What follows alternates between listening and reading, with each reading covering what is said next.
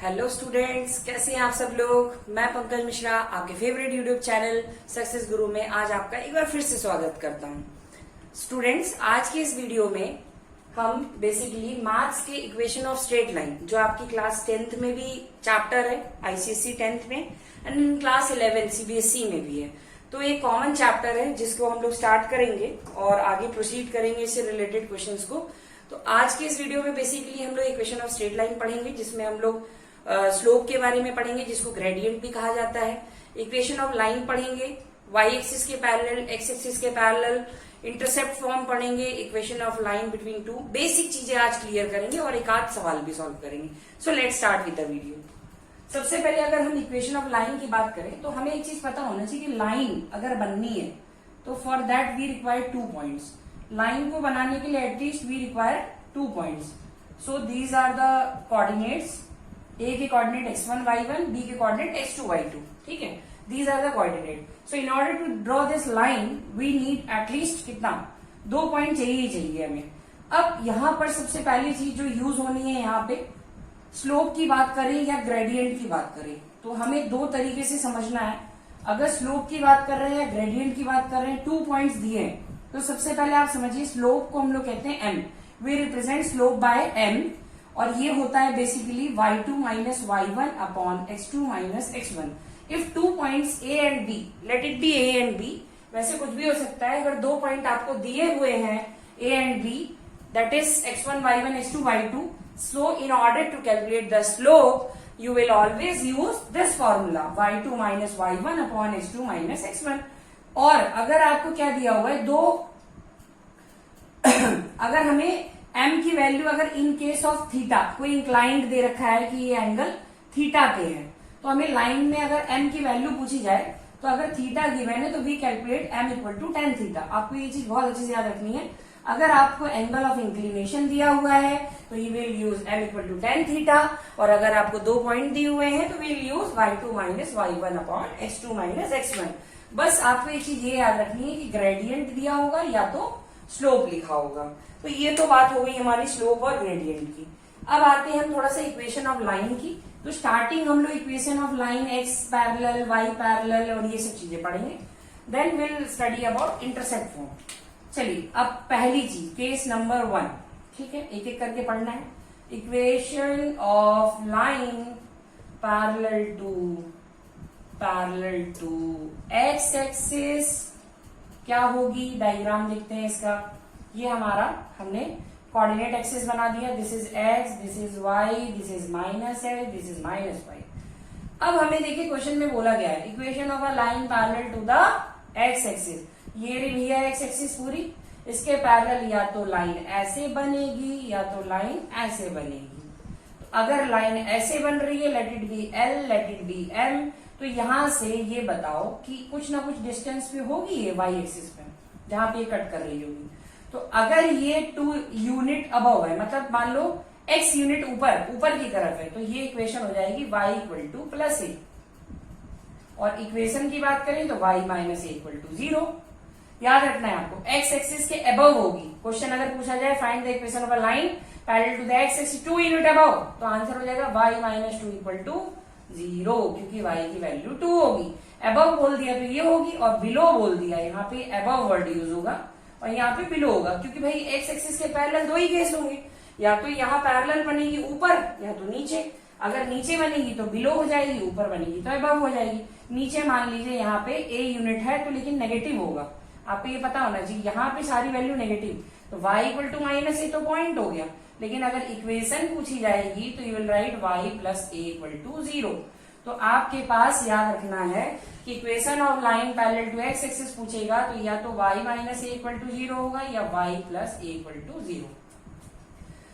इसी तरीके से अगर हम इसके बगल में बात कर लें, case number 2, this was case number 1, ठीक है, ये केस नंबर 1 था, ये केस नंबर 2।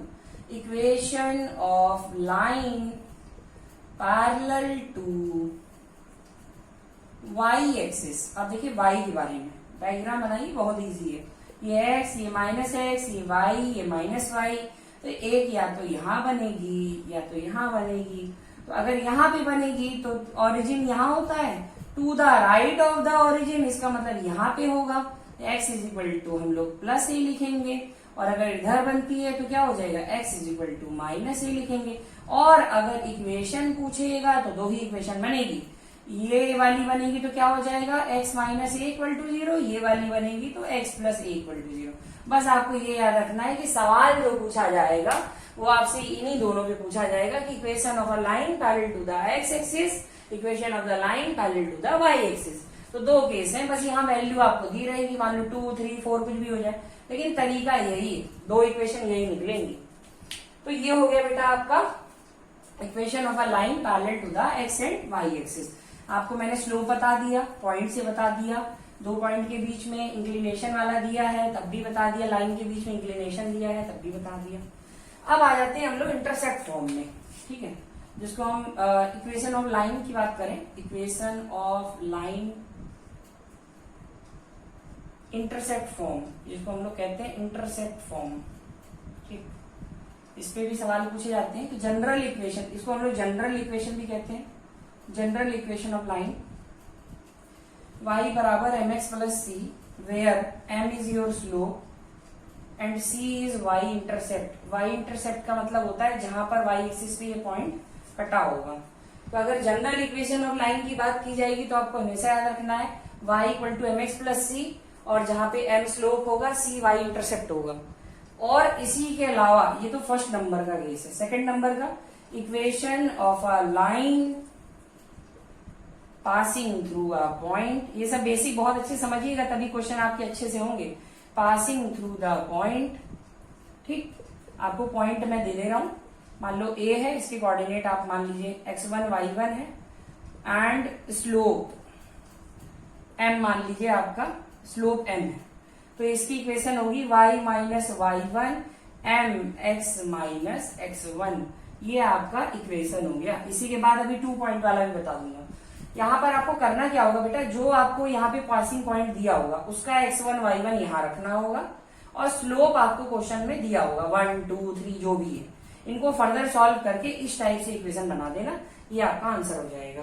तो मैंने आपको दो फॉर्म बताए, एक equation of line intercept form बता दिया, एक बता दिया इक्वेशन ऑफ अ लाइन जिसके लिए एक पासिंग पॉइंट चाहिए और स्लोप चाहिए। तीसरे नंबर का जो बेसिक चीज है वो समझ लीजिए, जो सबसे ज्यादा यूज होने वाला है, ठीक है। फिर हम लोग इस पे क्वेश्चन भी करेंगे, आज के वीडियो में एक आध दो क्वेश्चन भी करवा दूंगा ताकि आप लोगों को क्वेश्चन लगाने आ जाए। फिर हमने later on I will be discussing about the perpendicularism and parallelism, दो कंडीशन होती है जिसपे ये क्वेश्चन आता है।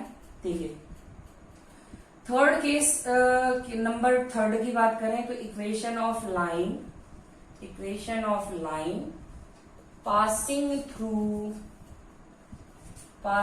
थ्रू क्या, 2 पॉइंट्स।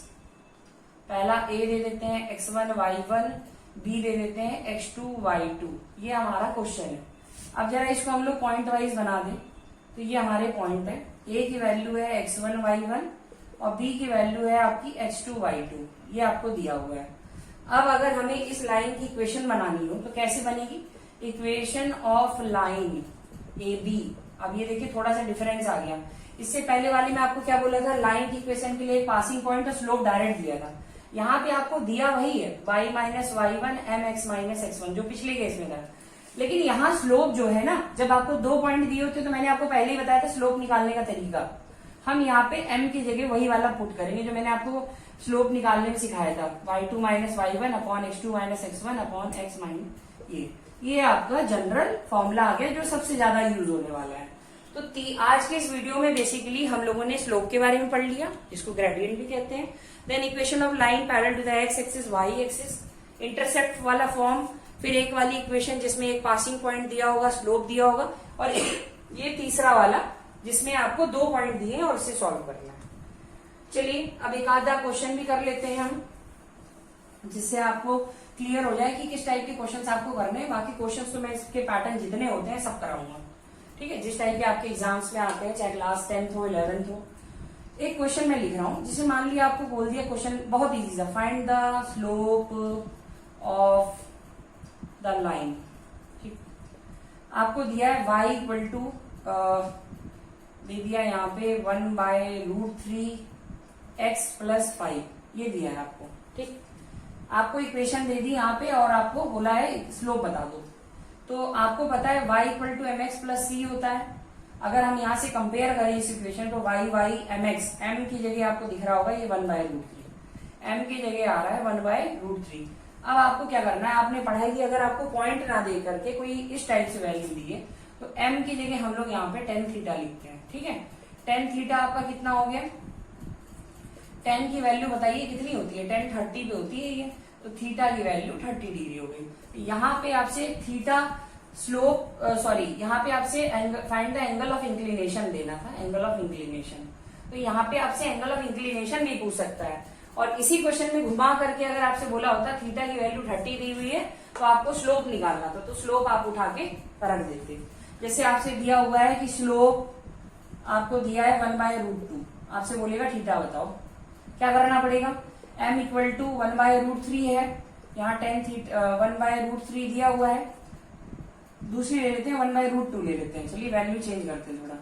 तो tan theta is equal to 1/tan theta ना ले, यहाँ पे 1/√2 छोड़ दो, आप यहाँ पे ले लो √3 ले लेते हैं। ठीक है, तो tan theta is equal to √3 हो गया, तो कितना आ जाएगा tan थीटा, थीटा की वैल्यू कितने पे √3 होती है 60 पे, थीटा की वैल्यू 60 आ गई। मतलब ये टाइप के क्वेश्चंस अगर आपसे पूछा जाए तो डायरेक्टली इवन अप्लाई दिस, और बाकी पॉइंट के लिए दिया जाता है तो y2 माइनस y1 करके करना है। चलिए एक सवाल लगा लेते हैं ताकि हमें क्वेश्चन समझ में आ जाए।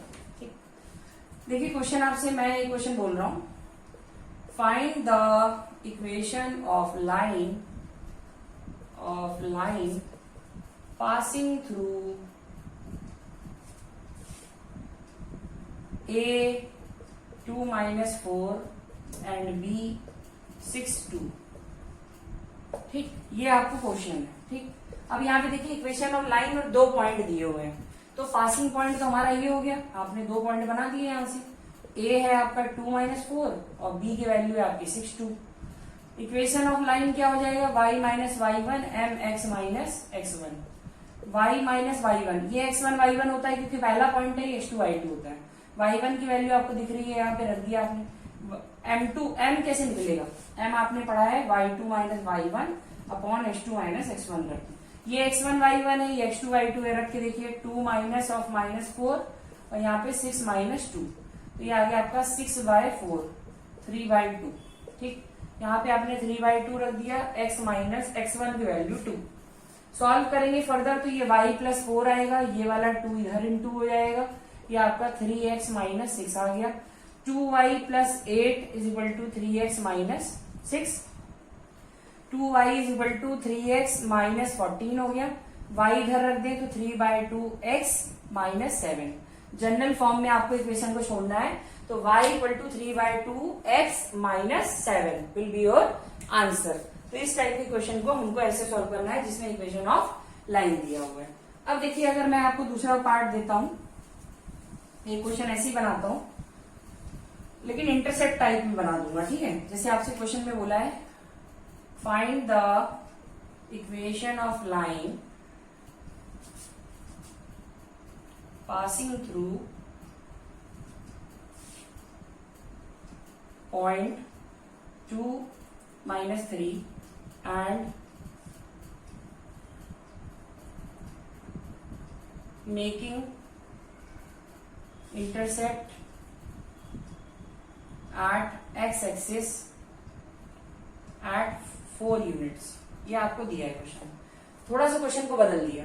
इक्वेशन ऑफ लाइन चाहिए आपको, पासिंग पॉइंट आपको दिया हुआ है, तो आप लिखेंगे पासिंग पॉइंट आपका है 2 minus 3, तो x1 y1 तो मिल गया, लेकिन अब दूसरा पॉइंट भी चाहिए, लेकिन बोला है मेकिंग इंटरसेप्ट, मतलब जहां पे काट रही है किसको, एक्स एक्सिस पे।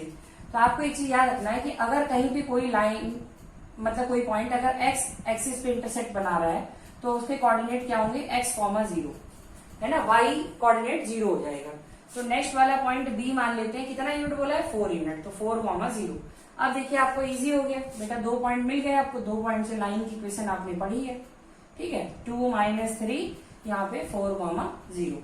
अब तो लाइन का इक्वेशन आ जाएगा, बहुत इजी हो गया। Equation of line A B क्या होगा formula, y minus y1 mx minus x1, रख के देख लीजिए, x1 y1 है, ये x2 y2 है, y माइनस -3 m की वैल्यू y2 माइनस y1, तो 0 minus of -3, x2 minus x1 4 minus 2, यहाँ पे x माइनस x1 मतलब 2, y प्लस 3 आ गया यहाँ पे 3/2 आ गया, यहाँ पे x माइनस 2, क्रॉस मल्टीप्लाई कर देंगे तो ये आ जाएगा 2 into Y, 2y plus 6, 3x minus 6, तो ये आ गया 2y 3x minus 12, y is equal to 3/2x minus 6। ऐसे क्वेश्चन को सॉल्व करना है। तो अगर क्वेश्चन में अगर कहीं पे बेटा ऐसे दे दिया है making intercept at x axis, तो आपका कोऑर्डिनेट ये हो जाएगा। अगर यही y इंटरसेप्ट हो जाता है ना, तो 0, y हो जाता। So this is how you have to solve the problems. So students, I hope you will like my video. आपको अच्छा लगा होगा डेफिनेटली, आपको बेसिक चीजें समझ में आई होगी। जिन लोगों को भी प्रॉब्लम होती थी अभी तक इक्वेशन ऑफ स्ट्रेट लाइन में, तो please go through my video thoroughly, starting से लेके लास्ट तक देखिएगा, ताकि you can understand the basic of this chapter which is very very important as for your class 10th ICSE maths and as for as class 11th maths. क्योंकि 11th में देखिए इसी का वाइडर वर्जन, अभी मैं और क्वेश्चंस लेवल बढ़ा दूंगा इस चैप्टर में, इसीलिए देखिए मैंने यहाँ पे क्लास मेंशन नहीं किया, 10th नहीं लिखा मैंने। यहाँ पे 10th की बेसिक्स थी, क्योंकि ICSE में 10th में जो चीजें हैं वो 11th के मैथ्स में CBSE में है। तो ठीक है, आप लोगों को कॉमन चीज मिल रही है। इसमें क्वेश्चंस अभी बहुत सारे होने हैं, ये आज पार्ट 1 था। तो please go through this video and whatever doubts you are having regarding this topic और the topic that I have taught you earlier, you can ask me, you can comment your doubts जो भी है, I will be answering you. Thank you students.